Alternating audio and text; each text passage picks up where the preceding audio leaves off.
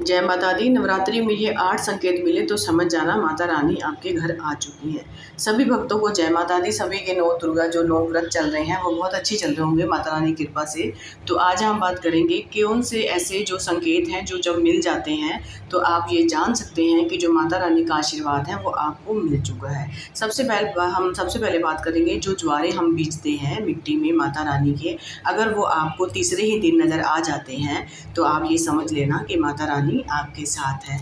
और जब आप पूजा करते हैं नॉर्मली पूजा करते हैं तो बहुत अच्छे से पूजा होती है। जब आप नौ दुर्गा की पूजा करते हैं बैठ के आरती और माता रानी की पूजा करते हैं तो आपने ये बात देखी होगी, आपको आवाज़ियाँ बहुत आएंगी आरती भरते हुए, उनका ध्यान करते हुए आपको बहुत आवाज़ें आ रही हैं और आपकी आंखों से आंसू निकल रहे हैं। तो आप ये समझ जाओ कि माता रानी आपके आसपास है। कभी कभी माता रानी की जब पूजा आरती करते हैं ना तो हमको फील होता है कि हमारे आसपास कोई है, ऐसा फील होता है। तो ये भी कहीं ना कहीं माता रानी का संकेत ये है कि वो आपके पास ही है। आपको डरने की या परेशान होने की कोई ज़रूरत नहीं है। माता रानी की जो ये दिन चल रहे हैं वो बहुत ही पवित्र और बहुत ही शानदार दिन होते हैं, जिससे कि हमारे हर घर में जो जलती है, जिसके नहीं भी जलती उनके भी रोज़ पूजा होती है। रोज़ नौ दुर्गा में उनके पूजा की जाती है और वो बहुत ही धूमधाम से माता रानी की आरती चौकी सब सजाते हैं। और अगर आपको लगे कि आपने बताशा रखा है या कोई मिठाई रखी है माता के सामने, उसमें चींटे लग जाती हैं, तो ये आप उनको परेशान ना हो, आप ये माता रानी के रूप में ही खाने आती हैं। जो आपने उनको भोग दिया है वो खाने आती हैं। और जो आपके ज्वारे बहुत अच्छे हरे भरे हो जाएं तो बहुत ही सोने पे सुहागा है।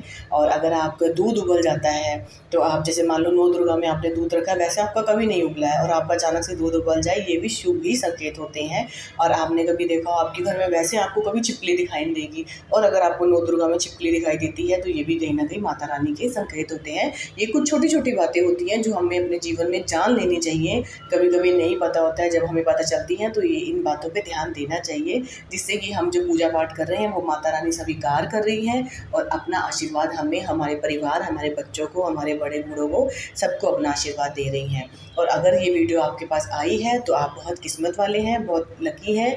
और वीडियो को शेयर करना मत भूलिएगा, लाइक शेयर कमेंट करिएगा और कमेंट बॉक्स में जय माता की लिख के जो भी अगर आपको अच्छा सा लिखना है आप लिख के दीजिएगा। आपका ही भला है, हमारा भी भला है, सबका भला है।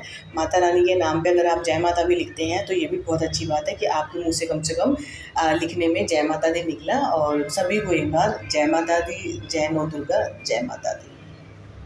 और एक और बात कहना भूल गई कि माता को खुश करने के लिए आप उनकी पसंदीदा तरह तरह का भोग जो व्रत का जो आप खाते हैं, अगर आप चाहें तो सबसे पहले माता रानी के आगे भोग लगा दें, जिससे कि माता और भी खुश हो जाएंगी और आपका भी पेट भर जाएगा। और माता रानी का जय माता।